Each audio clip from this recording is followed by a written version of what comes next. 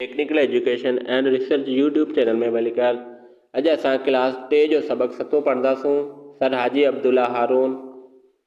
सिंध सूबे में केतिरा ई अहिड़ा नेक मर्द थी गुज़रिया आहिनि जिन क़ौम ऐं मुल्क जी भली लाइ कोशिशूं कयूं।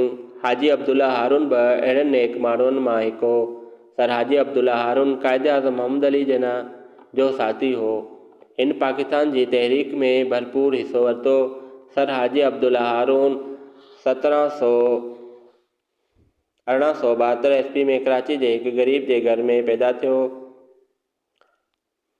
इहो 4 सालनि जो हो त संदसि पीउ वफ़ात करे वियो। उन खां पोइ संदसि माउ खेसि निभायो। माउ हिन खे पढ़ाइण जी ॾाढी कोशिशि कई, पर गुरबत जे करे खेसि वधीक पढ़ाई न सघी। सर हाजी अब्दुल्ला हारून जॾहिं वॾो थियो त कुझु शयूं ख़रीद करे पाड़े में विकिणणु लॻो। हू रोज़ानो जेके कमाईंदो हो सो माउ जे हथ में अची ॾींदो हो। अॻिते हली हुन सम्झो त वापारु ॾाढो फ़ाइदे वारो आहे। हाजी अब्दुल्ला हारून थोरे वक़्त लाइ हिकु दुकानदार वटि बि कमु कयो। संदसि पगार 4 रुपया माहवार हो। हिन हुते बि ॾाढी ईमानदारीअ सां कमु कयो।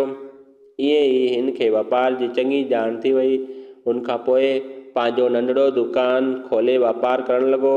महिनत, सचाई ऐं ईमानदारी जे करे संदसि वापारु ॾींहों ॾींहुं वधंदो वियो। खेसि ईमानदारी जो इहो फल मिलियो जो हू थोरे ई वक़्त में कराची जे वॾनि वापारियुनि में लिकजणु लॻो।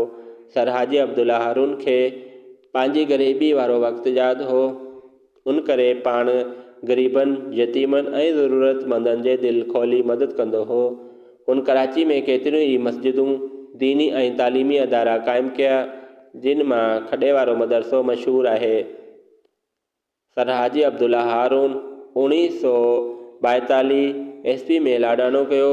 अॼु हू असां वटि न आहे, तॾहिं बि पंहिंजे नेक कमनि ऐं ख़िदमतनि जे करे सभिनी खे यादि आहे। जेकॾहिं असीं बि महिनत ऐं हिमत सां कमु कंदासीं त ज़िंदगी में कामयाबु थींदासीं। अॼु जो सबक़ पूरो थियो। चैनल खे सब्सक्राइब कंदा जीअं तव्हांखे अपडेट मिलंदी रहंदी।